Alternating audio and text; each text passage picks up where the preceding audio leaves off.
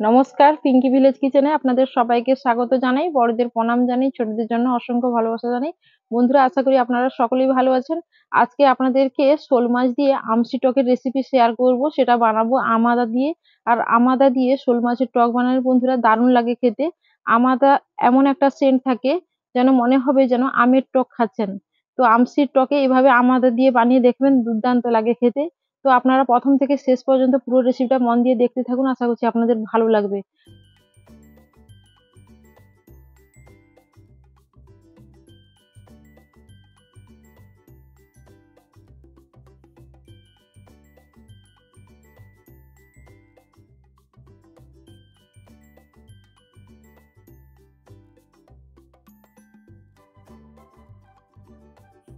সবজিগুলো কেটে নিচ্ছি। আর আজকে এই ওলকপি আর আলু দিয়ে আমি আমসি টকটা বানাবো শোল মাছ দিয়ে।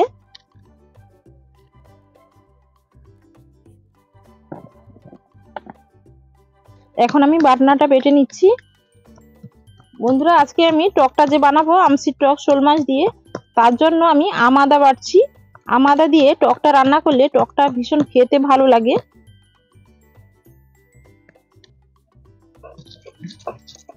কয়েকটা কাজু বাদাম নিয়েছি, আর এখানে সাদা সর্ষে নিয়েছি 2 চামচ মতো।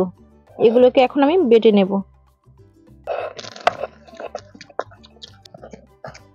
এখানে দেখো বন্ধুরা, আমি আমসি নিয়েছি, আমসি 3টা নিয়েছি। তো এই বাটনা বাটা জলের মধ্যে আমি দিয়ে দিচ্ছি, ভিজে যাবে আমসিটা। আর আমসিটা নিতে হবে টকের জন্য, টক আমের আমসিটা নিতে হবে। আম তো অনেক রকমের হয়, কোনটা একটু মিষ্টি মিষ্টি টক টক হয়, কোনটাও মিষ্টি হয়, আবার কোনটাও বেশি টক হয়। তো বেশি টকের আমসি আমি আমসিটা তৈরি করে রেখেছি। তো সেই আমসি দিয়ে আজকে শোল মাছের টকটা বানাবো। খুবই ভালো লাগে খেতে শোল মাছের টক আমসি দিয়ে বানালে। বন্ধুরা, আপনারা একদিন বানিয়ে দেখেন, খুব দারুণ লাগবে খেতে। তো এখন আমি রান্নাটা শুরু করছি। এবার দেখো বন্ধুরা, শোল মাছ কেটে ধুয়ে পরিষ্কার করে এবার এতে পরিমাণ মতো লবণ দিয়ে দেব, পরিমাণ মতো হলুদ গুঁড়ো। এবার হাত দিয়ে একসঙ্গে মাখিয়ে নিচ্ছি। এখানে বন্ধুরা কয়েকটা কই মাছও ছিল এই শোল মাছের সঙ্গে, যখন আমি কিনেছিলাম তো এইভাবে তার সঙ্গে দিয়েছিল। তো এগুলোও আমি টকের সঙ্গে দিয়ে দিচ্ছি।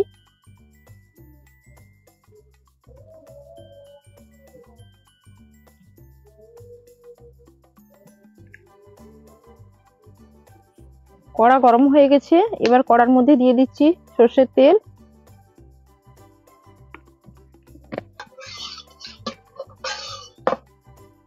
প্রথমে আমি মাছগুলোকে ভেজে নেব।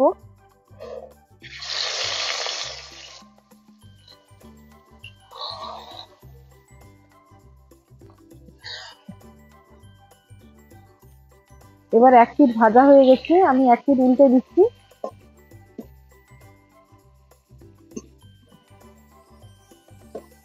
এবার দেখো বন্ধুরা, উল্টে পাল্টে মাছগুলোকে আমি ভেজে নিয়েছি।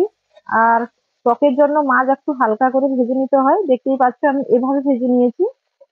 আর বেশি করে টকের জন্য যদি মাছ ভাজা হয়, কড়কড়ে ভাব হয়ে যায়, তখন টকটা খেতে ভালো লাগে না, মাছগুলোও টেস্ট হয় না। এবার আমি এই মাছ ভাজা তেলের মধ্যে আরো কিছুটা দিয়ে দিচ্ছি সর্ষের তেল। এর মধ্যে আমি ফোড়নে দিয়ে দেব 2টি শুকনো লঙ্কা কেটে দিলাম।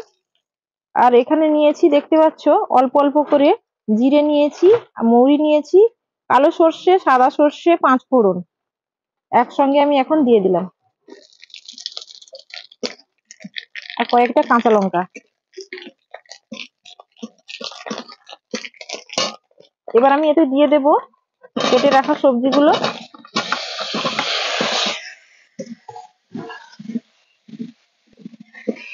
একসঙ্গে নেড়ে চেড়ে ভালো করে কষিয়ে নেব। এবার পরিমাণ মতো লবণ আর হলুদ গুঁড়ো দিলাম, চামচ লঙ্কার গুঁড়ো।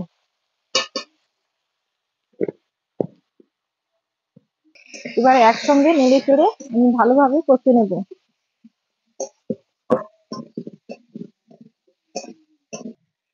2 মিনিট কষে নেওয়ার পর এবার আমি এতে দিয়ে দেব সাদা সর্ষের বাটা আর আমাদার বাটা।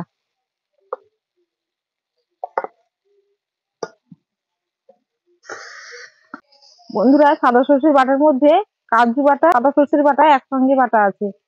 তো এখন নেড়ে চড়ে আমি কষে নিলাম।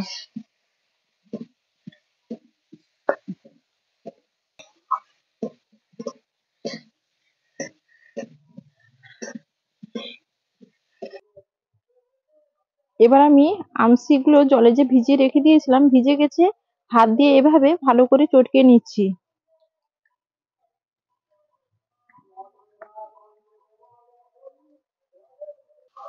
এবার আমি একসঙ্গে ভালো করে কষে নেওয়ার পর এই আমসির জল আর আমসিগুলো এর মধ্যে আমি দিয়ে দিলাম।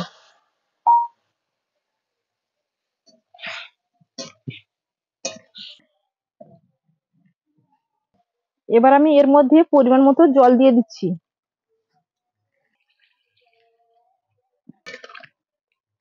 এবার নেড়ে চেড়ে একসঙ্গে এভাবে জলের সঙ্গে আমি নাড়িয়ে দিলাম। এবার ফোটার জন্য আমি ঢাকা দিয়ে দেব, ততক্ষণে সবজিগুলো সেদ্ধ হয়ে যাবে আর টকটাও ভালো করে ফুটবে। 4 মিনিট খানিক ফোটার পর আমি ঢাকাটা খুলে নিচ্ছি।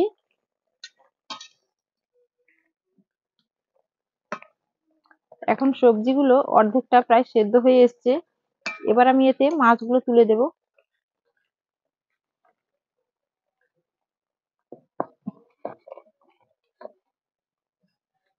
এবার খুন্তি দিয়ে হালকায় আমি এভাবে নাড়িয়ে দিচ্ছি।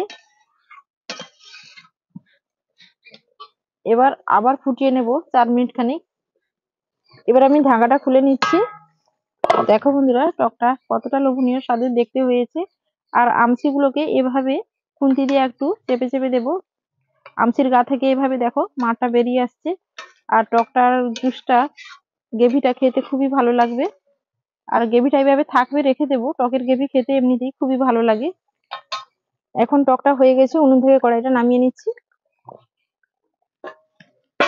এবার আমি থালার মধ্যে ঢেলে নিচ্ছি।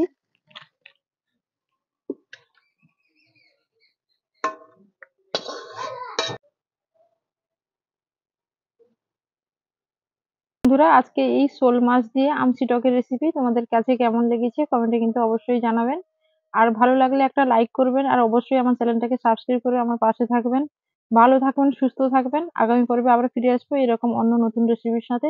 আর হ্যাঁ, এতক্ষণ আমার এই রেসিপিটা মনোযোগ সহকারে দেখার জন্য আপনাদেরকে অনেক অনেক ধন্যবাদ জানাই। ভালো থাকবেন।